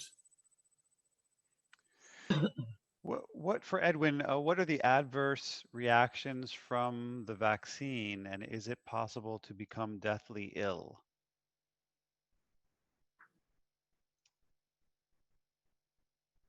You're muted, Edwin. So I'll speak based on the data that we have so far on the one of the vaccine, the Moderna vaccine. So the majority, you know, about 9.7% of the patients who were in the study, they had some fatigue, myalgia, that's some pain in your muscles, arthralgia and headaches. But these were less than 8%. Nothing different than what you get if you were to have a cold. Some of us get headaches when you have a cold. Some of us feels that you know, like pain. You take a Tylenol, and that takes care of that. But these effects are consistent with an immune response that your body is taking. Remember that that's what we're trying to do. We're trying to get those cells, those T cells in your body to create antibodies against this virus. So no death reported from the trials. So as far as that, that has not come up. I am 4 months in arrears. I have kept in contact with my landlord, and we have an agreement that I can pay as much as I can since I am not working. This is not in writing. Do I need to get this in writing for a protection, from a protection standpoint? If you can, that would be great. If the landlord will agree to put it in writing. If it's not in writing, you know, I guess the landlord could change their mind. It wouldn't necessarily be an enforceable agreement, what we call enforceable agreement. If I don't know if the landlord would agree to put it in writing, but that would certainly be helpful. Going back to Edwin, I actually have a question that may be of interest to people based on what I have read.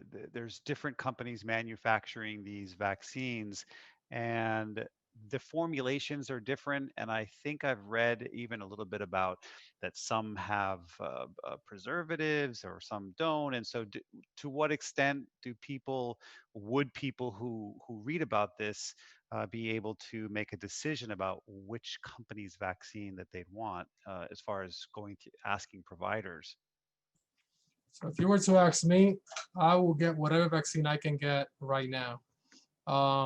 But that's a conversation that you should have with your provider. As far as the preservative, that has to do with, you know, keeping the stability of the vaccine. As we have heard, some of them, they have to be kept ultra cold, Arctic cold, 94 degrees, you know, negative 94 degrees. That's extremely cold. That's going to create a logistical challenge for us as to the places that can have those type of refrigeration, the places that can support delivery mechanism for this vaccine. And it is a challenge, absolutely. So me personally, I wouldn't be picking, well, I want the Moderna versus the Pfizer if I can only get my hands on one or the other. But that is a conversation that you should have with your provider as to any potential allergies that you might have. And that might be something that you and your provider need to take into consideration. If the landlord fixes the serious issues, then moves to take the tenant to court, can the tenant still seek abatement for the time things were not fixed? So the short answer is yes. You can. Okay, so a question for Edwin. What happens with people who had COVID and have the antibodies? Do they need to get the vaccine? So one thing that we know is that, there is some possible immunity from being exposed to COVID. Now, another thing that we do know is that it wears off as time goes on. And there are cases in which patients who were exposed once, they were exposed a second time, and they have more severe consequences after they were exposed. So I would say that just because you were exposed, don't get that false sense of security that nothing can happen to you and that you cannot get the virus again, because there are case studies out there showing folks who were infected once, and not because they said it, but because we do have the test results, and they became infected again. But that is there is some immunity that takes place. How good is it? We still, cannot say, well, you got it, here's how much immunity you have, then you shouldn't worry about it. You don't have it, or you don't have enough immune response. So if you had it, still follow the guidelines as far as protecting yourself. And again, I will refer you back to your primary when the time comes that you will need to consider using the vaccine.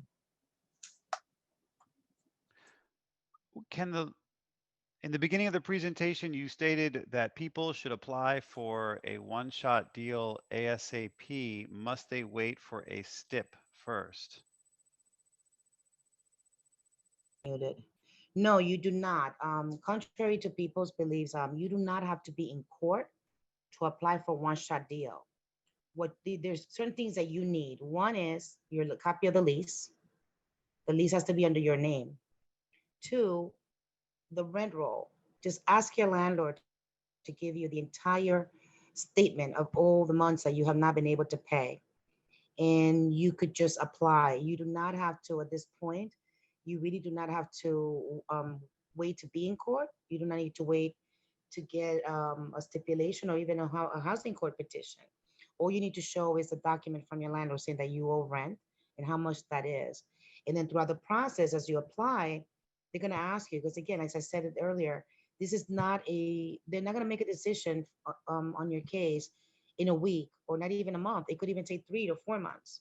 So they're going to ask you during that time to provide them more rent statements to show that you still have not been able to pay.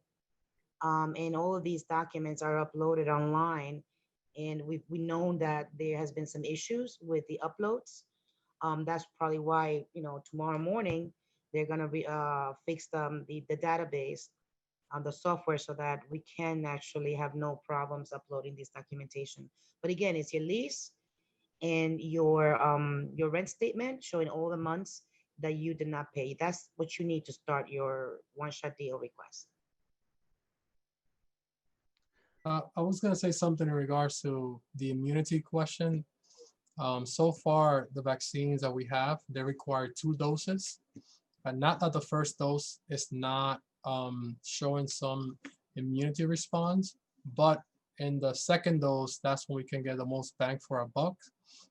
They have tried it, given 3 doses, but the difference between the 2 doses and 3 is not very significant. So going based on that model, just because you were exposed and you had the virus doesn't mean that you're in the safe zone.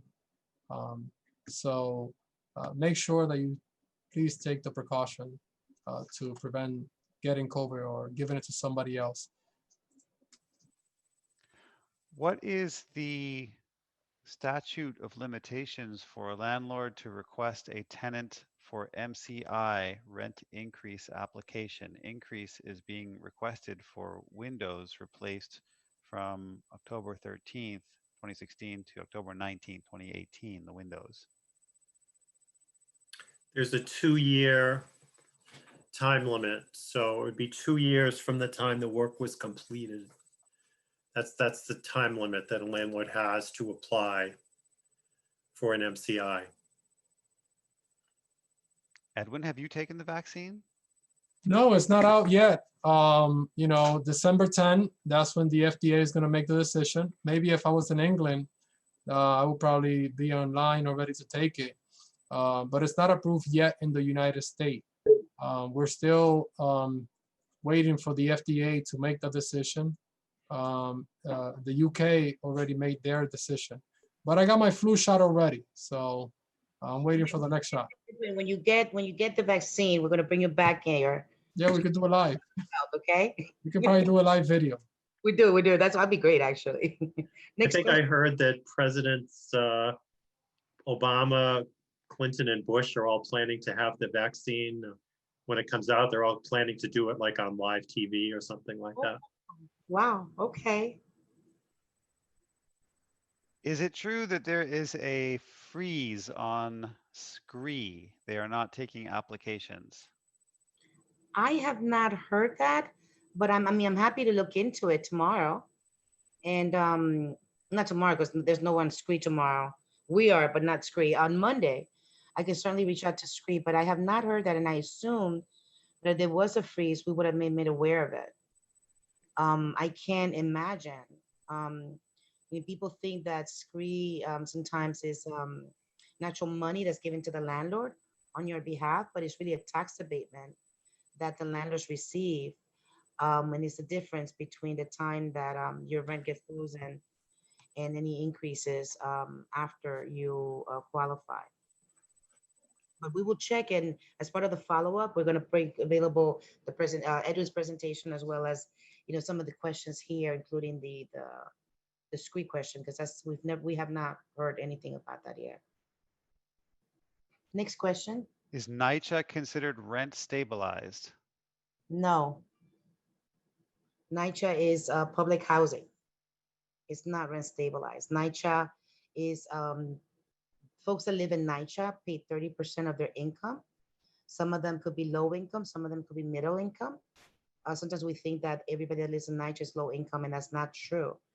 We have folks like work in the Postal Service. We have NYPD officers. We have a lot of civil servants living in NYCHA. And no, they pay 30% of whatever they get. So if their income is $100, they pay 30% of that. If their income is 57, 60, 70,000, they pay 30% of that income towards their rent.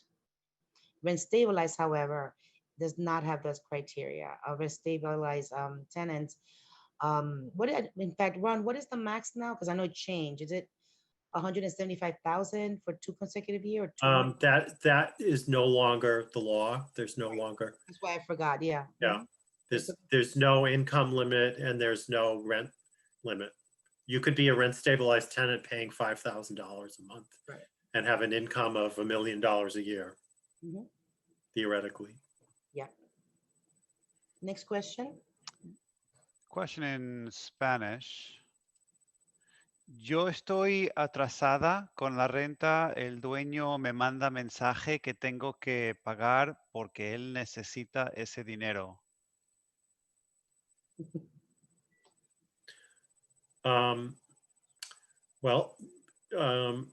If you haven't been served with court papers, there's no legal action, other kind of legal action that the landlord can take. If the landlord's not taking legal action, it's probably because they're hoping that you'll come forward with some money or some plan to pay the rent, that the landlord doesn't have to go to the trouble and expense of hiring an attorney to take you to court. You know, plus landlords know that court is very slow right now. I've been talking to some landlords attorneys who tell me that they have not been filing a lot of cases yet for non-payment of rent. The court filings are much less. That could change at any time. Landlords could begin filing cases, you know, in January or February. But I still think it will take several months at least before the courts are, you know, cases are moving forward at the rate that they used to.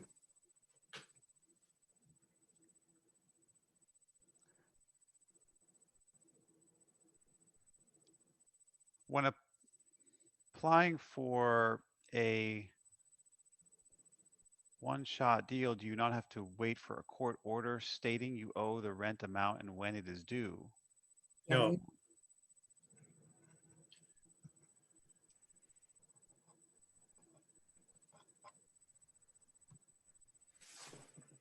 If the landlord does not give you a new lease, can the landlord go back to charge you for those months that you were without a lease if you are rent stabilized tenants? No.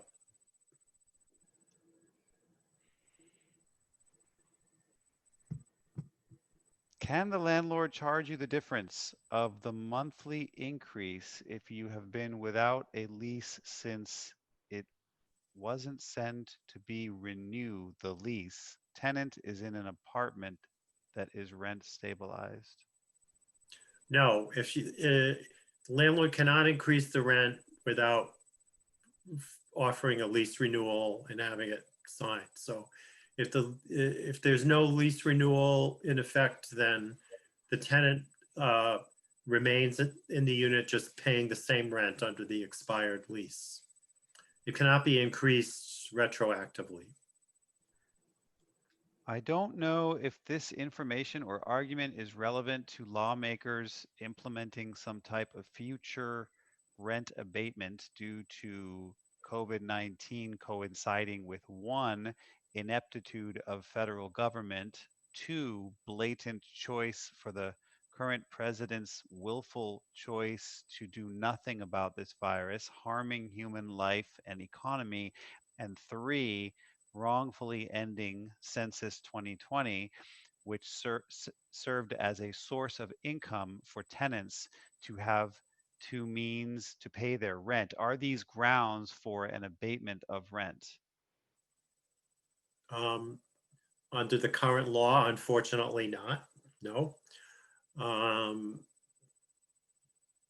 You know, you should talk to an attorney to figure out what kind of defenses you do have.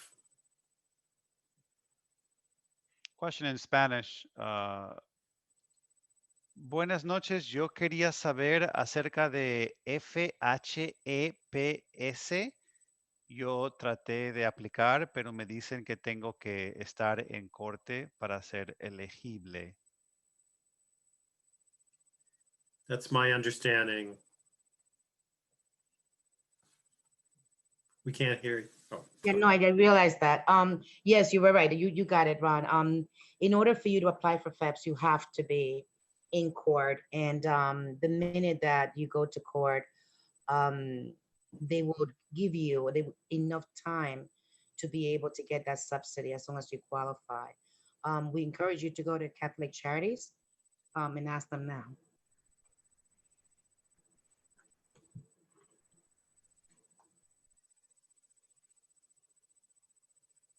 I believe that covers the bulk of the questions.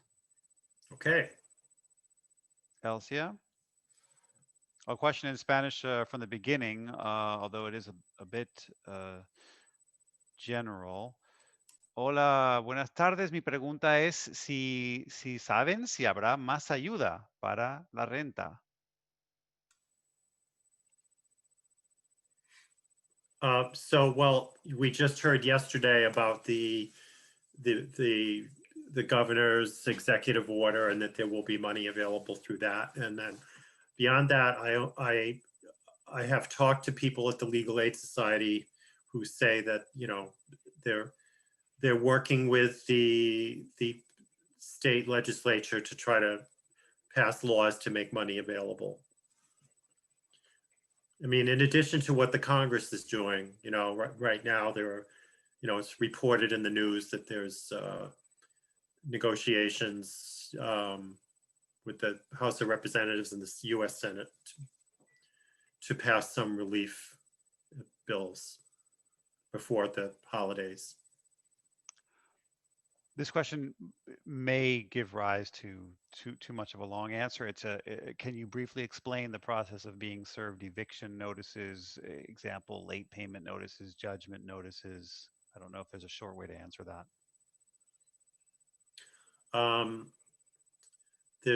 Well, a licensed process server must go to the premises and knock on the door, ring the bell, and if there's no one there, they have to go back another time.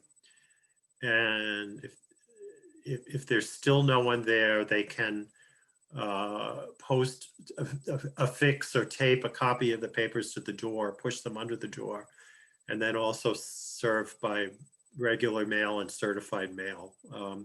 If someone answers the door, if it's the person named on the papers, they can just hand it to them personally. And if someone answers the door who actually lives at the premises, they can serve them personally and then mail certified and regular. Question in Spanish. Una pregunta, ¿será probable que como yo que debo 4 meses de renta sea que me desalojen?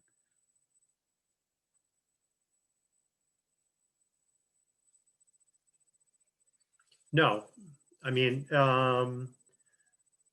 if you have a lease and you are able to establish a source of income that you can pay the rent in the future, I don't think it's probable that you would be evicted. No. I mean, if I could just add something, we need to understand what it means to the city and to taxpayers if there's an eviction. It takes taxpayer money to keep someone in a homeless shelter. So I firmly believe that there's going to be some sort of subsidies coming down the line that's going to help you pay the back rent, because the state or the city doesn't want anyone to be out of their homes. It costs the city $3,000 a month to keep you in a shelter. And in the event, let's say that if you have children in the household, you have even more protection. So let's do it in a scenario that if you are behind 4 months in rent and you have children and you are in court, you can apply for FEPS. That's one of the subsidies available right now for families that have children under 18. If you're a senior citizen and you are disabled and you are taken to court, you can apply for FEPS also. So there are resources there, and I'm sure that as the advocates of legal aid groups, groups always like Ron's law firm, we're all advocating and looking for resources to help pay back the rent. And I think, one of the key points is that there are two things going on right now to help us calm down a little bit. One is that the state COVID rent relief is going to open up again. The state recognizes that they only spent 40 million out of the 100 million, and that the criteria that they put in place was not effective. So they're changing the criteria, and they need to disperse this $100 million. I mean, the $60 million that's left out of the 100 million. Then in the city level, we are working on changing the one-shot deals to make sure that if we can help, if the folks that can prove that they lost income because of COVID, they'll be able to get this one-shot deal. So I don't think that we should panic right now. I think that as long as you engage, you stay with this, the Zoom, you call Palante, you contact Catholic Charities, just educate yourself. We've had several Zoom calls. We've had folks from FEPS on the call, from the head of the HRA, the people that actually write the one-shot deal checks, and they're willing to help. So apply. If you owe, apply, and then contact us after they interview you over the phone. Next question, Robert. There was a question that just came in. What happens when you don't owe rent, but you're scared it can happen and you can fall behind? That's every New Yorker's nightmare. You have to be there. I mean, We all fall in that category to some extent. we all do. Nothing is certain in this world. But if you do, remember, there are resources out there. And of course, it's always nice, to have a little bit of money. If you can, and you have not lost income, it's always very good to put a little bit of money on the side, even if it's $5 every month. Don't keep it underneath your couch, obviously, put it in the bank. But I'm sure it would work out. Does the landlord have any responsibility for your packages being stolen from the lobby? Even though they have cameras, they still don't catch the thief. You just get a photo.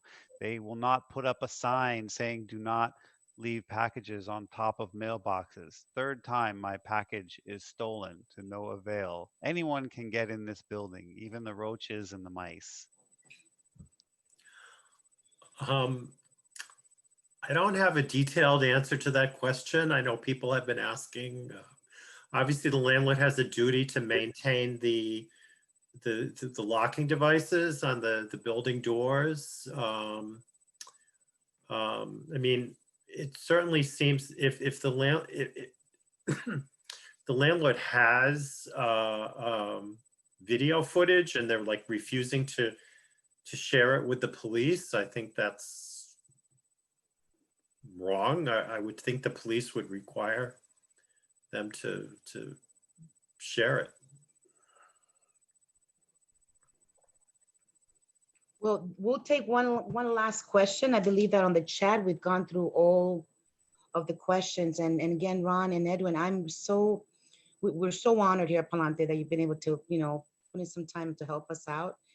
And kudos to all the 68 folks that are still online. Clearly, that's, I really like to believe that we're giving them really great information.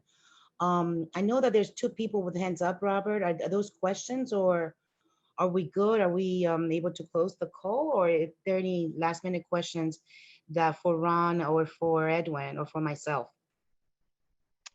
I don't know whether the people with their hands up actually asked a question. Well, actually they did. That was Shazia Bay. I'm sorry if I mispronounced your name. And Floridalma Sanchez, those hands may have been up, and we do have hands that are up, but not. Those are for requests to speak, to have microphones activated to ask questions. Can we activate the microphones? Sure, we can do that. Luisa, your microphone is off, but you can. Okay, let's go to the next person. And then all right, we'll go to the next person, to Shazia. I'm so much sure I'm pronouncing your name right. Are you muting their phones, or are they muting them? No, they're getting a request to. Yep, your mic is open now. Go ahead.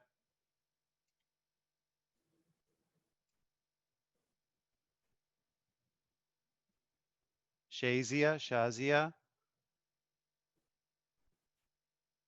Okay, we can't hear her. No. We'll move on to Mary.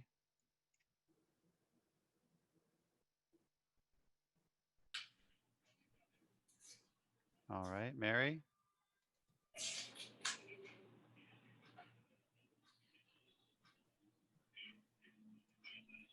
Go to the next person. Floridalma.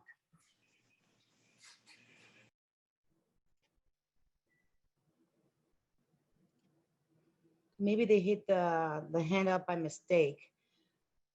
Yeah. Let's try the best. Let's just give everyone an opportunity in case there is someone out there that doesn't want to do that. ¿Me escuchan? Floridalma Sánchez.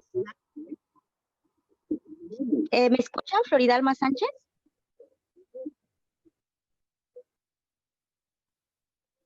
Sí.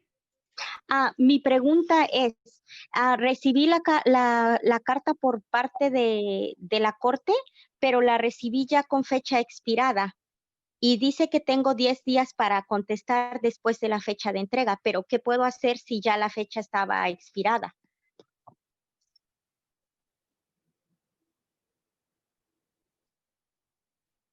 Even if the date expired, I have heard of this situation. It's happening to a lot of people. I think that you should just you should answer as soon as possible, you know, preferably with an attorney if you can.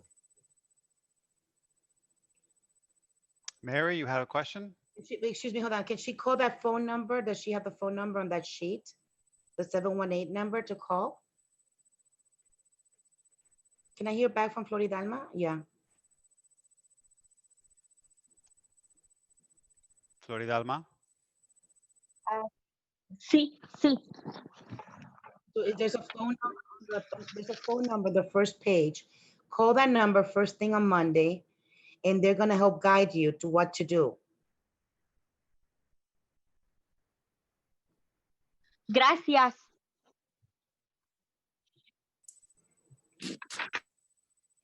Luisa? No. I say that I hit the hands up by mistake. All right. We love you, Lisa. We love you too. Mary?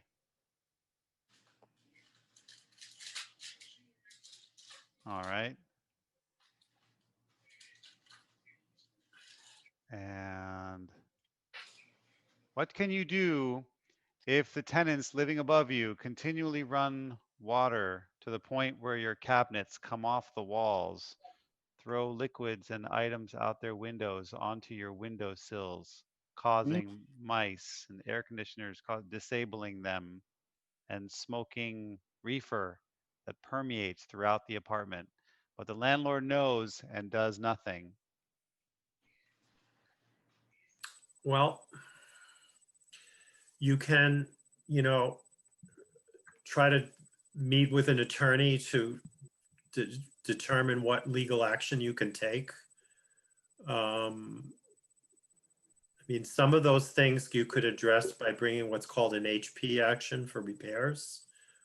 Some of those things, you know, if the tenant, you know, the landlord would have to bring what's called a nuisance holdover proceeding against the tenant, and you know, which could result in the tenant being evicted. And I don't know if that's what you want, but that is a possibility. I mean, if you you know, if you consult with an attorney that can advise you of your options. You know, I mean, there's been a lot of concerns because, you know, a lot more people are home during the pandemic, and there's been a lot of issues about, you know, tenant versus tenant disputes. And I think as someone who's a tenant advocate myself, I don't like to see anyone get evicted, even if they're behaving badly. But you know, I can understand how you must feel, and you know, you should. I would say if you have an attorney on your side, you know, make every effort to advocate with the landlord and with the people that are bothering you to try to get the behavior to stop. I do have one question here for Edwin regarding the vaccine. Is there an indication that immunity to it, or that the positive response to it will last for a certain amount of time? And can someone then, would someone be advised to repeat further down the line, a few years later, if they feel like the immunity is wearing off? I think we answered this briefly before, but again, we don't know what it looks like long term as far as immunity protection from the vaccine. This is an area that we still need to get some answers, and we will see as time goes on. What we do know is that the vaccines, you need to get 2 doses in order for you to get a 95% effectiveness. So when you get, 1 shot, it's not as effective as getting 2. And yeah, so we don't know what we don't know. That's what science is. I think the related question to that is there harm, let's say in 10 years after getting a vaccine in next year, to repeat the vaccine? I'm not sure that I'm understanding the question. If there's anything that's prejudicial to someone in feeling like maybe this will help, maybe it will be helpful in 10 years time, because we don't know how long immunity lasts, to just go in for another one. We don't know if you're gonna need like a second set of vaccine. It all depends how the virus is gonna behave later on. Does it mean that now every year you're gonna have to get a flu vaccine and a COVID vaccine? I don't have the answer to that. Neither is the scientific community ready to answer it. Time will tell as to what that will look like in the future. What we're dealing with now is a situation in which we have a virus that is affecting people worldwide and is creating a lot of trouble for us. Thank you. This is great. Guys, thank you so much. Thank you for everyone that's on Zoom with us today. We will be sure to follow up with everyone. We have I know that there's been some requests for a copy of the presentation as well as the question regarding SCREE. And, as I mentioned earlier today, the minute we find out when the state COVID rent relief application is available again, we will be sure to let you guys know. In fact, the commissioner of the agency knows me very well. So I'm just going to stay on top of him that, that we want to make sure that we get, first dibs at getting the applications completed. In the meantime, we will also get back to you in terms of when we're going to open up our office, that 1 day a week, just to be able to help and prioritize the folks that are in court, and of course help with our senior citizens that have these SCREE applications and these renewals and things like that. But in the meantime, I thank you all. I think we were able to deliver some really action-packed Zoom webinar. And if I could just ask Robert, Robert, if you could just put the last slide just so that everybody can take down those phone numbers that we listed. And here's an idea. I do not know how many of you guys are on your computer versus your phone, but take a picture of that slide because it's going to have all the information there instead of you having to try to write it down.